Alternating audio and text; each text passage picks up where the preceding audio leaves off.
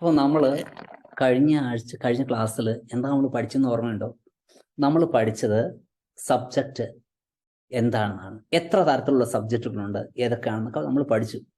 ഇന്നത്തെ ക്ലാസ്സിൽ ഞാൻ നിങ്ങളെ പരിചയപ്പെടുത്താൻ പോകുന്നത് വളരെ മിടുക്കനായ, വളരെ വിശിഷ്ടനായ ഒരു പാർട്ട് ഓഫ് സ്പീച്ചിനെയാണ്. One of the parts of speech ഏതാണെന്ന് അറിയുമോ? ചിന്തിക്കാമോ? മറ്റാരുമല്ല, നമ്മുടെ വേർബ് കുട്ടൻ. മിടുക്കനാണ് അവൻ, ചുണക്കുട്ടനാണ്. ചാടും ഓടും, ഡാൻസ് ചെയ്യും, തലകുത്തി മറിയും, എന്തെല്ലാം ചെയ്യുന്നവരാണെന്നറിയാവോ?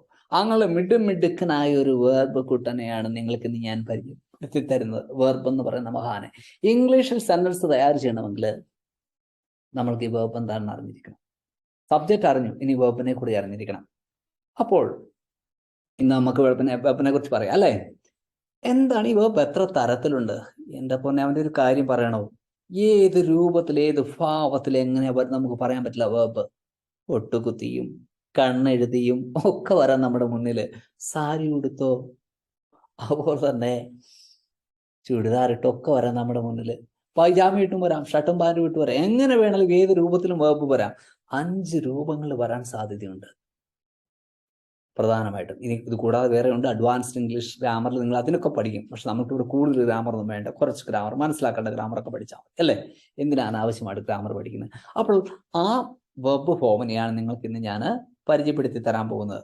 അപ്പോൾ വെർബ് ആ 5 ഫോംസിൽ എനിക്ക് വളരെ വിശിഷ്ടരായ 2 പേരെയാണ് ഞാൻ ഇന്നത്തെ ക്ലാസ്സിലേക്ക് ക്ഷണിച്ചിട്ടുള്ളത്. നമുക്ക് അവരെ വിളിക്കാം, അല്ലേ? അല്ലെ, വിളിച്ചില്ല, അവർ വരാം. ഭയങ്കര നാണം വന്നേ വരാൻ. അവിടെ നമുക്ക് പറഞ്ഞു കേൾപ്പിക്കാൻ എന്താണെന്ന് പറയാം. എന്താണ് ഈ വെർബ്? V1 എന്ന് പറഞ്ഞാൽ വെർബിന്റെ 1ാമത്തെ ഫോമാണ്. അതായത് ഞാൻ പറഞ്ഞു പല രീതിയിൽ വരാമെന്ന്. പൊട്ടുകുത്തിയും കണ്ണെഴുതിയും ഒക്കെ വരാമെന്ന് പറഞ്ഞു, ഇല്ലേ? ചുടിദാറിട്ടും ഒക്കെ വരാമെന്ന് പറഞ്ഞു. ഈ ഒന്നും ഇല്ലാതെ, ഒരു മേക്കപ്പും ഇല്ലാതെ വരുന്ന ആളാണ് വെർബിന്റെ റൂട്ട് ഫോം. ഒന്നുമില്ല, ആരോടും പറയണ്ട കേട്ടോ ഞാൻ എന്താ പറഞ്ഞതെന്ന്. ഓക്കെ, വെർബിന്റെ 1ാമത്തെ ഫോം ഒരു മേക്കപ്പും ഇല്ല, പ്ലെയിൻ, വെരി പ്ലെയിൻ ഫോം. അതാണ് വെർബിന്റെ 1ാമത്തെ ഫോം, V1 എന്ന് പറയുന്നത്. ഇനിയും അടുത്ത വേറെ രൂപമൊക്കെ ഉണ്ട് കേട്ടോ. 2ാമത്തെ ഒരാളുണ്ട്, കുറച്ച് പൊട്ടൊക്കെ തൊട്ടൊന്ന് സ്റ്റൈലിഷ് ആയിട്ട് വരുന്ന ഒരാൾ, എസ് ഫോം. ഏതാണ് ആ ഫോമിന്റെ പേര്? എസ് ഫോം, അല്ലെങ്കിൽ നമുക്ക് സിംഗുലർ ഫോം എന്ന് വിളിക്കാം. അപ്പൊ 2 പേരെയാണ് ഞാൻ പരിചയപ്പെടുത്തുന്നത്. ആരാണ് ആദ്യത്തെ ആള്? V1, വെർബിന്റെ 1ാമത്തെ form. വളരെ സിമ്പിളാണ്, വളരെ ഹമ്പിളാണ്. എന്താ പറയുന്നേ, വളരെ സിമ്പിൾ എന്ന് പറഞ്ഞു കഴിഞ്ഞാൽ ഡൗൺ ടു എർത്ത് പേഴ്സണാലിറ്റിയാണ് വെർബിന്റെ 1ാമത്തെ ഫോം. 2ാമത്തെ ആളോ കുറച്ചൊരു സ്റ്റൈലിഷ് ആണ്, ഒരു എസ് ഒക്കെ ഇട്ടാ വരുന്നത്. എസ് ഒക്കെ ഇട്ടുണ്ടാ വരുന്നത് കേട്ടോ. എസ് എന്താണ് നിങ്ങൾ കരുതിക്കും. ഓക്കെ, ശരി. ഇനി അടുത്തത് 2ാമത്തെ 2 ഫോമും കിട്ടി. ഇവർ എങ്ങനെയൊക്കെയാണ് വരുന്നത്? നമുക്ക് കുറച്ച് എക്സാമ്പിൾസ് കൂടെ നോക്കാം. അതിനു മുമ്പ്, ക്രൈ എന്ന് പറഞ്ഞാൽ V1 ആണ്. ക്രൈസ് എന്ന് പറഞ്ഞാലോ? ക്രൈസ് എന്ന് പറഞ്ഞു കഴിഞ്ഞാൽ യെസ് ഫോം ആണ്. സ്റ്റാൻഡ് എന്ന് പറഞ്ഞാൽ V1 ആണ്, വെർബിന്റെ 1ാമത്തെ ഫോം. സ്റ്റാൻസ് എന്ന് പറഞ്ഞാലോ? യെസ് ഫോം ആണ്. ഡാൻസ് എന്ന് പറഞ്ഞു കഴിഞ്ഞാൽ V1 ആണ്. ഡാൻസസ് എന്ന് പറഞ്ഞാലോ? യെസ് ഫോം ആണ്. പക്ഷെ ഇതിന് അർത്ഥത്തിൽ വ്യത്യാസമൊന്നുമില്ല. ഒരു എസ് വന്നുകൊണ്ട് അർത്ഥത്തിന് ഒരു ചുക്കും സംഭവിക്കാൻ പോകുന്നില്ല, ഒരു മാറ്റവും സംഭവിക്കാൻ പോകുന്നില്ല, ഒരു എസ് വന്നതുകൊണ്ട്. അപ്പോൾ പീപ്പ് എന്ന് പറഞ്ഞാലോ? ഒളിഞ്ഞു നോക്കുക. അതിന്റെ എസ് ഫോം എന്താണ്? പീപ്പ് V1 ആണ്, പീപ്സ്. റൺ എന്ന് പറഞ്ഞാലോ? ഓടുക. അതിന്റെ എസ് ഫോം എന്താണ്? റൺസ്. സ്റ്റാൻഡ്, കിട്ടുന്നുണ്ടല്ലോ അവിടെ, stands. Jump, jumps. Confuse, confuses. Overlook, overlooks. Overhear, ഒളിഞ്ഞു കേൾക്കുക, ഒളിഞ്ഞു കേൾക്കുന്നതിന് ഓവർഹിയർ.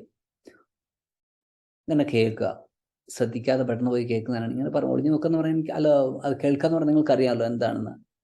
ഓക്കെ, പീപ്പ് എന്ന് പറഞ്ഞാലും അറിയാം, കേൾക്കുന്നതിനാണ്, ഒളിഞ്ഞു കേൾക്കുക. അതാണ് ഓവർഹിയർ എന്ന് പറയുന്നത്. ഈവ്സ് ഡ്രോപ്പിംഗ് എന്ന് പറയാറുണ്ട്, പക്ഷെ ഇവിടെ ഓവർഹിയർ. ഓവർഹിയർ എന്നുള്ളത് ഏത് ഫോമാണ്? ഓക്കെ, ഓവർഹിയർ എന്ന് പറഞ്ഞു കഴിഞ്ഞാൽ അത് V1 ആണ്. ഓവർഹിയേഴ്സ് എന്ന് പറഞ്ഞു കഴിഞ്ഞാൽ അത് എസ് ഫോം ആണ്. ഇനിയും സിറ്റ് V1 ആണ്. സിറ്റ്സ് എന്ന് പറഞ്ഞു കഴിഞ്ഞാൽ എസ് ഫോം ആണ്. ഇങ്ങനെ പല രൂപത്തിലും പല ഭാവത്തിലും ഒക്കെ നമ്മൾ രണ്ടുപേരാണ് പഠിച്ചത്. V1 S form. ഇത് രണ്ടും മനസ്സിൽ ശരിക്കും ഉറപ്പിച്ചു. കാരണം ഇന്നത്തെ ക്ലാസ് ഇതുകൊണ്ടുള്ള പൂട്ടി അട്ടിപ്പൊട്ടി കളിയാണ് നടക്കാൻ പോകുന്നത്. ഇനി ഈ കാര്യം ഞാൻ രണ്ടുപേരെ പരിചയപ്പെടുത്താലും ഇതിൽ ഒരാൾ വളരെ സിമ്പിളാണ്. അവന് വലിയ ജാടയൊന്നുമില്ല V1-ന്. പക്ഷെ ഈ എസ് ഫോം എന്ന് പറയുന്ന ആള് കുറച്ച് ജാടക്കാരനാണ് കേട്ടോ. കുറെ ജാടയൊക്കെ ഉള്ള ആളാണ്. എന്താ ഞാൻ അങ്ങനെ പറഞ്ഞ് ചോദിക്കരുത്. എനിക്ക് ഒന്നാമത് കുറ്റം പറയുന്നത് ഇഷ്ടമല്ല. എൻ്റെ സുഹൃത്തൊക്കെ പറയണ്ട. എൻ്റെ സുഹൃത്തൊരു ഹരിയുണ്ട്, എപ്പോഴും എന്നോട് പറയും യു ആർ വെരി നെഗറ്റീവ്. തമാശക്കാണെങ്കിൽ അങ്ങനെ പറയാറുണ്ട്. അപ്പോൾ എൻ്റെ ഭാര്യ എന്നോട് പറയും ഇപ്പോൾ അവൾക്ക് ഞാൻ ചെയ്യുന്നതെല്ലാം നെഗറ്റിവിറ്റിയാണ്, ഫുൾ നെഗറ്റീവാണ്. അവൾ പറയുന്ന എന്തിനേയും നോ എന്ന് പറഞ്ഞു കഴിഞ്ഞാൽ അത് ഞാൻ നെഗറ്റീവായി പോകും. അപ്പോൾ എൻ്റെ ഫ്രണ്ട് പറയാറുണ്ട്, ഓക്കെ പോസിറ്റിവിറ്റി ലൈഫിൽ ആവശ്യമാണ്, അതായത് നെഗറ്റിവിറ്റി. അപ്പോൾ ഞാൻ പറയുന്നത് നെഗറ്റീവായിട്ട് എടുക്കരുത് കേട്ടോ, ഇതെല്ലാം പോസിറ്റീവായിട്ട് എടുക്കാവുള്ളൂ. അപ്പം പഠിക്കാൻ വേണ്ടിയാണ് നമ്മൾ ഇങ്ങനെയൊക്കെ എക്സാമ്പിൾസ് ഒക്കെ കൊടുക്കുന്നത്. ഇനി നമ്മൾ പറഞ്ഞ കാര്യത്തിലേക്ക് പോവാം. എന്താണ് പറഞ്ഞത്? സബ്ജക്റ്റിന്റെ കൂടെ എസ് ഫോം എപ്പോഴും വരും. ഞാൻ പറഞ്ഞ കുറ്റം പറഞ്ഞ ഇഷ്ടമല്ല, ജാടക്കാരാണെന്ന് പറഞ്ഞില്ലേ. ആരെക്കുറിച്ച് പറഞ്ഞപ്പോൾ ഞാൻ അങ്ങനെ പറഞ്ഞു? എസിനെ കുറിച്ച് പറഞ്ഞപ്പോഴാണ് ഞാൻ എന്തെങ്കിലും പറഞ്ഞു. V1-നെ കുറിച്ച് പറഞ്ഞപ്പോൾ ഞാൻ എന്തെങ്കിലും നെഗറ്റീവായിട്ട് പറഞ്ഞു? V1 വളരെ സിമ്പിളായിട്ടുണ്ട്, കുഴപ്പമില്ലാത്തൊരു വ്യക്തിയാണ്. എസ് ഫോം എന്ന് പറഞ്ഞാൽ ഭയങ്കര നെഗറ്റിവിറ്റിയാണ്, ഫുൾ ജാട മൊത്തം. എനിക്കിഷ്ടമല്ല എസ് ഫോമിനെ. വലിയ ഇഷ്ടമൊക്കെയാണ്, പക്ഷേ എന്തോ എനിക്കങ്ങനെ തോന്നുന്നു. അപ്പോൾ എസ് ഫോം എന്താ ഞാൻ അങ്ങനെ പറഞ്ഞതെന്ന് അറിയാവോ? ഈ എസ് ഫോം പറയുകയാണ്, എസ് ഫോം വരണമെങ്കിൽ, ഒരു സെന്റൻസിൽ വരണമെങ്കിൽ തീർച്ചയായിട്ടും അതിൽ ആരുണ്ടാവണം? ഒരു സബ്ജക്റ്റ് ഉണ്ടാവണം, ഒരു പ്രത്യേക സബ്ജക്റ്റ്. ആ പ്രത്യേക സബ്ജക്റ്റ് വന്നാൽ മാത്രമേ എസ് ഫോം വരൂ എന്ന് എസ് ഫോം ശപഥമെടുത്തിരിക്കുകയാണ്. ഞാൻ ഈ സെന്റൻസിൽ വരണമെങ്കിൽ അവിടെ ആ ആളുണ്ടാവണം. ആരാണ് ആ ആള്? അല്ല, അറിയാവോ? ഐഡിയ ഉണ്ടോ? ആളാണ് third person singular subject. Third person singular subject വന്നാൽ മാത്രമേ ഞാൻ ആ സെന്റൻസിൽ വരൂ എന്ന് വാശി പിടിക്കുന്ന എസ് ഫോമിനെ നെഗറ്റീവ് എന്നല്ല ഞാൻ എന്താ വിളിക്കേണ്ടത്? ജാടക്കാരനല്ലെന്നല്ല ഞാൻ എന്താ വിളിക്കേണ്ടത്? നിങ്ങൾ പറ. ഇനി പോട്ടെ, ഐ ആണെങ്കിൽ ഈ അതേസമയം V1 ഉണ്ടല്ലോ, വെബിന്റെ ഒന്നാമത്തെ ഫോം, അവൻ പാവമാണ് കേട്ടോ. അവൻ വലിയ പാവ പയ്യനാണ്. എന്താ കാരണം? ഐ വന്നാലും V1 വരും, V വന്നാലും V1 വരും, യു വന്നാലും V1 വരും, ദേ വന്നാലും V1 വരും, മൈ ഫ്രണ്ട്സ് പ്ലൂറൽ സബ്ജക്റ്റ് വന്നാലും V1 വരും. മിക്കവാറുള്ള എല്ലാ കേസിലും V1 വരും. പക്ഷെ അവൻ ആരുടെ അടുത്ത് മാത്രം പോവില്ല? എസ് ഫോം ഇല്ല, തേർഡ് പേഴ്സൺ സിംഗുലർ സബ്ജക്റ്റ് വന്നാൽ പോവില്ല. എന്താ കാരണം എന്ന് വെച്ചാൽ, നിന്റെ അടുത്ത് വരണമെന്ന് പറഞ്ഞിട്ട് കണ്ടീഷൻ വെച്ചിരിക്കുന്ന ഒരാളില്ലേ, അവർ വരണോട്ടെ, ഞാൻ വരൂല്ല. നിന്റെ അടുത്ത് വേണേ ആര് വന്നോട്ടെ? എസ് ഫോം വന്നോട്ടെ, എസ് ഫോം അത് വെർബ് വന്നോട്ടെ, ഞാൻ വരില്ല. V1 നിന്റെ അടുത്ത് വരില്ല. ഇതാണ് ആര് പറഞ്ഞത്? വെബിന്റെ ഒന്നാമത്തെ ഫോം പറയുന്നത്. അപ്പം ഇവരുടെ ഇടയിലുള്ള പ്രശ്നം മനസ്സിലായി. ഒരു സിമ്പിൾ സെന്റൻസിൽ എത്ര പ്രശ്നം നടക്കുന്നു നോക്കി. ലോകത്തിൽ എല്ലായിടത്തും പ്രശ്നമാണ്. ഈ പ്രശ്നങ്ങൾ എന്ന് പറഞ്ഞാൽ മനുഷ്യരുടെ ഇടയ്ക്ക് മാത്രമല്ല, ഈ സെന്റൻസുകളുടെ ഇടയ്ക്കും മനുഷ്യനുണ്ടാക്കിയ സ്റ്റേറ്റ്മെന്റ്സിന്റെ ഇടയ്ക്ക് ഈ പ്രശ്നങ്ങളുണ്ട് കേട്ടോ. ഈ സെന്റൻസുകളുടെ ഒക്കെ ഇടയ്ക്ക് ഇതുപോലെ ഇതിനിടയ്ക്ക് ഈ പ്രശ്നങ്ങളൊക്കെ ഉണ്ട്. അപ്പൊ നമ്മൾ പറഞ്ഞ എന്താണ്? നമുക്ക് നോർമലായിട്ട് സംസാരിച്ചു അല്ലെ? ഒരു സബ്ജക്റ്റിൽ, ഒരു സെന്റൻസിൽ, ഒരു സെന്റൻസിൽ സബ്ജക്റ്റ് ഫസ്റ്റ് പേഴ്സൺ വരികയാണെങ്കിൽ, സെക്കൻഡ് പേഴ്സൺ വരികയാണെങ്കിൽ, തേർഡ് പേഴ്സൺ പ്ലൂറൽ വരികയാണെങ്കിൽ നമ്മൾ ഏത് ഉപയോഗിക്കണം? നമ്മൾ എപ്പോഴും V1 വെർബിന്റെ ഒന്നാമത്തെ ഫോം ഉപയോഗിക്കുക. അതല്ല, സബ്ജക്റ്റില് ആ സെന്റൻസിൽ സബ്ജക്റ്റ് തേർഡ് പേഴ്സൺ സിംഗുലർ ആവുന്ന സാഹചര്യത്തിൽ മാത്രം, അവിടെ മാത്രമേ ഉപയോഗിക്കാവൂ. ഏത് ഉപയോഗിക്കുക? എസ് ഫോം ഉപയോഗിക്കുക. ഇനി നമുക്ക് കുറെ എക്സാമ്പിൾസ് ഒന്ന് നോക്കാം, എന്നിട്ട് നമുക്ക് കാര്യങ്ങൾ മനസ്സിലാക്കാം. ഓക്കെ, നമ്മൾക്ക് ഇതിലേക്ക് വരികയാണ്. വന്നിരിക്കുന്നത് subject plus V1 or S form. ഇതാണ് നമ്മൾ ഇന്ന് പഠിക്കുന്ന കാര്യം. എന്താണ് സബ്ജക്റ്റ് വേർബ് എഗ്രിമെന്റ്? ഈ ടെൻസിൽ, അതായത് ഇതിന് നമ്മൾ പൊതുവെ പറഞ്ഞു, നമ്മൾ എങ്ങനെയാണ് പറയുന്നത്, ഇതിന് പേരൊക്കെ കൊടുക്കാറുണ്ട് കേട്ടോ. അതിന്റെ പേരെന്താണെന്ന് ചോദിച്ചാൽ സിമ്പിൾ പ്രസന്റ് ടെൻസ് എന്നാണ്. നിങ്ങൾ അതിനെക്കുറിച്ചൊന്നും അധികം ബോധേഡാവണ്ട. ഇപ്പോൾ നിങ്ങളത് മനസ്സിലാക്കിയാൽ മതി കാര്യങ്ങൾ. നമുക്കതിന്റെ പ്രാക്ടിക്കൽ സൈഡ് നോക്കിയാൽ മതി. നമുക്ക് പ്രസന്റ് ടെൻസിനൊക്കെ ഇതെല്ലാം പഠിച്ചു കഴിഞ്ഞിട്ട് ടെൻസ് ഒക്കെ പഠിക്കാൻ വളരെ എളുപ്പമാണ്. അപ്പൊ പഠിക്കാം. നോക്കിയുള്ള ഒരു സെന്റൻസിന് ഒരു കാര്യം ചെയ്യാറുണ്ട്, നടക്കാറുണ്ട്, അല്ല അവൾ പാടാറുണ്ട്, ഞങ്ങൾ ഇവിടെ താമസിക്കാറുണ്ട് എന്നൊക്കെ പറയണമെങ്കിൽ, ആ അർത്ഥം കിട്ടണമെങ്കിൽ, ഒരു സെന്റൻസിന് ഇത്തരത്തിലുള്ള അർത്ഥങ്ങൾ കിട്ടണമെങ്കിൽ നമ്മൾ ഏത് ഉപയോഗിക്കണം? സബ്ജക്റ്റിനോടൊപ്പം V1 അല്ലെങ്കിൽ എസ് ഫോം മാത്രം ഉപയോഗിക്കുള്ളൂ. രണ്ടുകൂടി ഉപയോഗിച്ച് കളയരുത് കേട്ടോ. സബ്ജക്റ്റിനോടൊപ്പം V1 ഉപയോഗിക്കാം. V1 അല്ലാത്ത പക്ഷം ഏത് ഉപയോഗിക്കാം? എസ് ഫോം ഉപയോഗിക്കാം. V1 എന്ന് പറഞ്ഞാൽ പ്ലേ ഒരു എക്സാമ്പിൾ ആണ്. എസ് എന്ന് പറയുക എസ് ഫോമിന് പ്ലേസ് ആണ്. അപ്പം സബ്ജക്റ്റിൻ്റെ കൂടി എങ്ങനെയാണ് ഈ V1 എസ് ഫോം ഉപയോഗിക്കും? താഴെ കൊടുത്തേക്കുന്ന എക്സാമ്പിൾസ് നിങ്ങൾക്ക് മനസ്സിലാക്കുന്നത്. ഈ എപ്പോഴും സെൻറ്റൻസിൻ്റെ എൻഡിലൊരു ഫുൾ സ്റ്റോപ്പ് വേണം കേട്ടോ. ഞാൻ ഇട്ടിട്ടില്ല, പ്രായമൊക്കെ ആയതുകൊണ്ടായിരിക്കാം ഇത് മറന്നു പോകുന്നത് അല്ലേ. പക്ഷെ പഠിപ്പിക്കുന്ന ടീച്ചർക്ക് അങ്ങനെ പറയാൻ പറ്റില്ലല്ലോ. അതുകൊണ്ട് നിങ്ങൾ എന്ത് ചെയ്തോളുക, ഓരോ ഫുൾ സ്റ്റോപ്പൊക്കെ കൊടുത്തോളൂ കേട്ടോ. ഫുൾ സ്റ്റോപ്പ് കൊടുത്തു കഴിഞ്ഞാൽ എല്ലാം പ്രോപ്പർ ആയിക്കോളും. ഇനി ഐ പ്ലേ എന്ന് പറഞ്ഞേക്കണം, ഞാൻ കളിക്കാറുണ്ട്. ഓക്കെ, അവിടെ എന്താണ് അയ്യോടൊപ്പം നമ്മൾ V1 ഉപയോഗിച്ചു.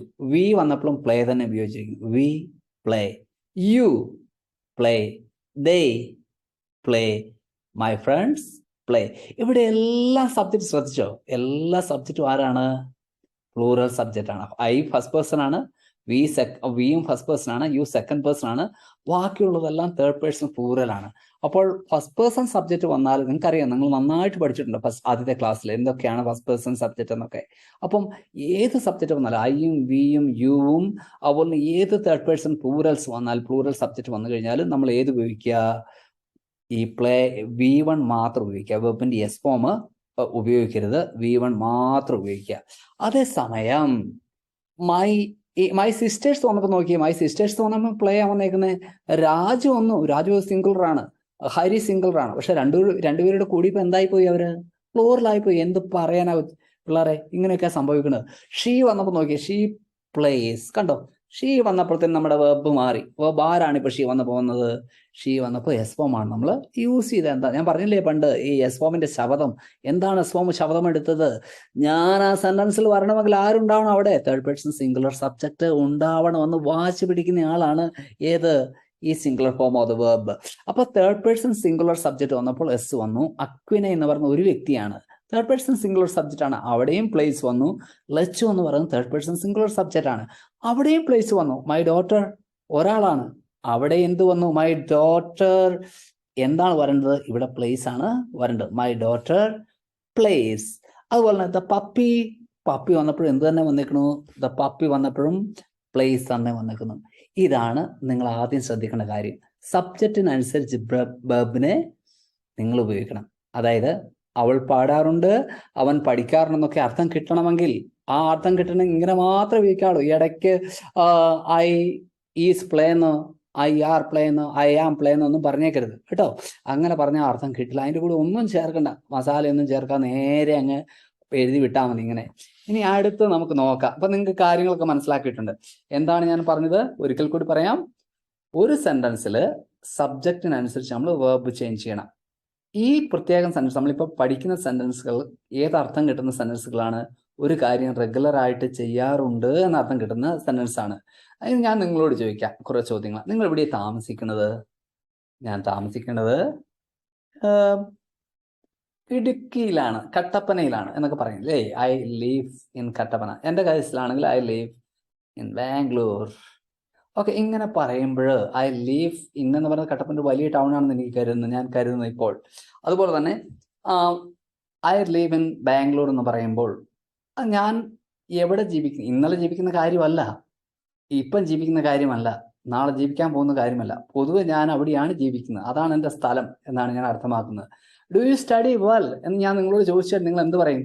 യെസ് ഐ സ്റ്റഡി വെൽ എന്ന്. നിങ്ങൾ ഇന്നലെ പഠിച്ചെന്നല്ല, ഇന്നലെ നന്നായിട്ട് പഠിക്കാറുണ്ടായിരുന്നു എന്നല്ല, ഇന്നലെ പഠിച്ചിട്ടുണ്ടായിരുന്നു എന്നല്ല, ഇന്ന് പഠിക്കുന്നു എന്നല്ല, നാളെ പഠിക്കുമെന്നല്ല. നിങ്ങൾക്ക് പഠിക്കുന്ന ശീലമുണ്ട്, നിങ്ങൾക്ക് ആ ഹാബിറ്റ് ഉണ്ട്, നിങ്ങൾ നന്നായിട്ട് പഠിക്കാറുണ്ട്.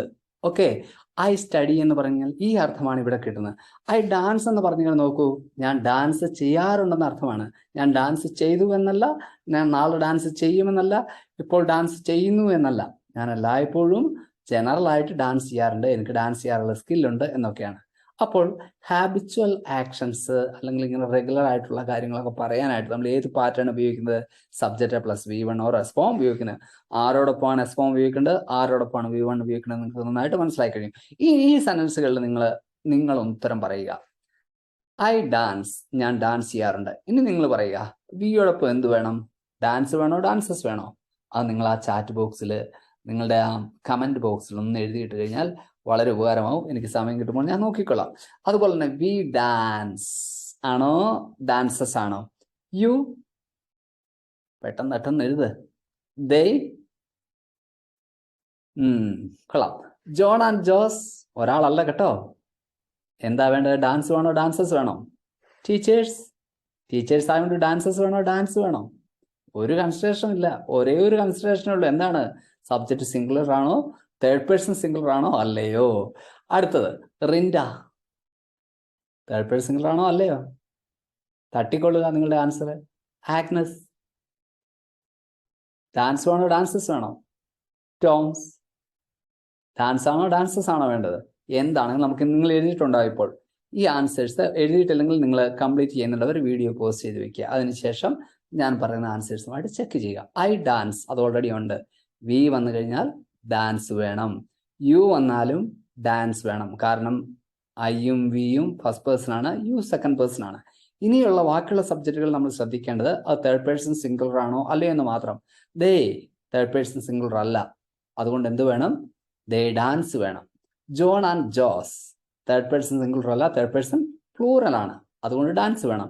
ടീച്ചേഴ്സ് തേർഡ് പേഴ്സൺ സിംഗുലർ അല്ല, തേർഡ് പേഴ്സൺ പ്ലൂറൽ ആണ്. അതുകൊണ്ട് ഡാൻസ് വേണം. റിൻഡ തേർഡ് പേഴ്സൺ സിംഗുലർ അല്ല. തേർഡ് പേഴ്സൺ സിംഗുലർ ആണ്, തേർഡ് പേഴ്സൺ പ്ലൂറൽ അല്ല. തേർഡ് പേഴ്സൺ സിംഗുലർ ആണെങ്കിൽ എന്ത് വേണം? ആരോടി എത്തും? യെസ് ഫോം ഓടി എത്തും. അപ്പൊ Rinda dances, Agnes dances, Toms dances. അപ്പൊ നിങ്ങൾക്ക് ഈ കാര്യങ്ങളൊക്കെ മനസ്സിലായിട്ടുണ്ടാവും. ഇനി നമുക്ക് അടുത്ത വീഡിയോയിൽ അടുത്ത ബാക്കി കാര്യങ്ങൾ നമുക്ക് വളരെ വ്യക്തമായിട്ടും സ്പഷ്ടമായിട്ടും പഠിക്കാം. അതുപോലെ തന്നെ നിങ്ങൾ ഈ വീഡിയോ സബ്സ്ക്രൈബ് ചെയ്തിട്ടില്ലെങ്കിൽ നിങ്ങൾ വീണ്ടും സബ്സ്ക്രൈബ് ചെയ്യുക. കമൻ്റ് ഒക്കെ ഒന്നൊന്നും വിടാതെ എഴുതുക കേട്ടോ. Thank you. See you in the next class.